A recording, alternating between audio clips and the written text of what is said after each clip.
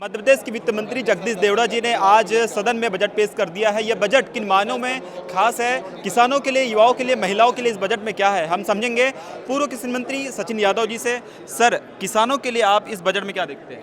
देखिए, चाहे हम केंद्र सरकार की बात कर लें, चाहे प्रदेश सरकार की हम बात कर लें, ये दोनों सरकार किसान विरोधी है और लगातार ये किसानों की कब्र खोदने का काम कर रही है, किसानों की कमर तोड़ने का काम कर रही है। अभी पिछले दिनों अमेरिका के साथ जो व्यापार समझौता हुआ है, उसने हमारे किसानों को जो पहले से ही अपनी सही उपज और मूल्य के लिए संघर्ष कर रहे हैं, जो पहले से ही बढ़ती हुई लागत को लेकर के परेशान है, उनके ऊपर इस तरह का व्यापार समझौता ला करके हमारे किसानों को पूर्ण रूप से बर्बाद करने का काम किया है। अगर ये प्रदेश की सरकार वाकई किसान हितैषी है तो इस सरकार को इस सदन के माध्यम से एक प्रस्ताव केंद्र सरकार को भेजना चाहिए और इस व्यापार समझौते को निरस्त करने का काम करना चाहिए। अभी तो सरकार कृषि वर्ष 2026 भी मना रहा है। देखिए, इससे पूर्व भी बड़े बड़े दावे जो है 22-23 साल की प्रदेश की सरकार के दौरान हुए हैं।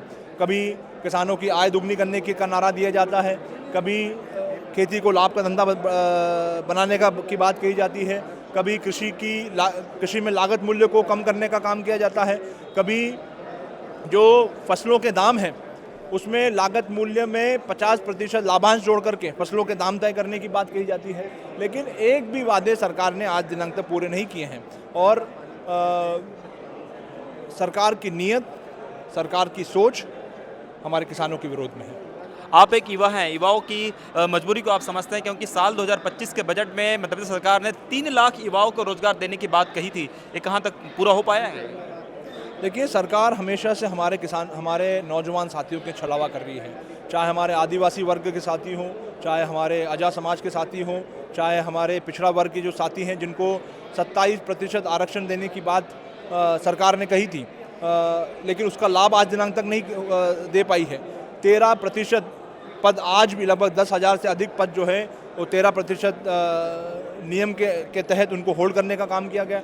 लगभग 1 लाख से अधिक नौजवान साथी जिनकी जो विभिन्न परीक्षाओं में जिनके इंटरव्यू हो चुके हैं, लेकिन इंटरव्यू होने के बाद भी आज दिनांक तक उनको सरकार रोजगार उपलब्ध नहीं कर पाई है। एक तरफ सरकार ओबीसी के वर्ग का हितैषी होने की बात करती है, नौजवानों को रोजगार देने की बात करती है, लेकिन दूसरी तरफ सही तरीके से माननीय न्यायालय के अंदर अपना पक्ष नहीं रख पाती है, जिसके कारण हमारे नौजवान साथियों को, हमारे पिछड़े वर्ग के साथियों को उसका लाभ नहीं मिल पाता है। विषय से हटकर एक सवाल करना चाहूँगा। सिंगरौली में वन कटाई को लेकर के कांग्रेस के प्रतिनिधिमंडल ने पूरा जाकर के वहाँ पर विरोध प्रदर्शन किया था। वहाँ की स्थानीय लोगों से राहुल गांधी ने भी खुद उनसे बुला करके मुलाकात उनसे की थी।